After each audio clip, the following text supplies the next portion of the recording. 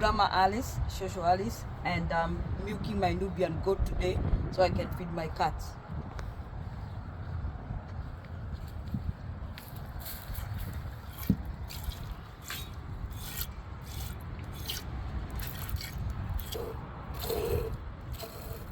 So the reason why I'm doing this is because the baby did not make it, and so I have to relieve the Nubian goat some pressure from a lot of milk, because as a mother, if you stay with a lot of milk, it burns your titties and it's not healthy.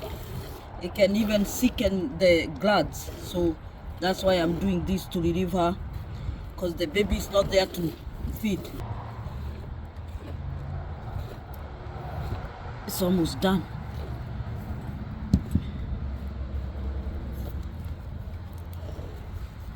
I have enough milk for the cats.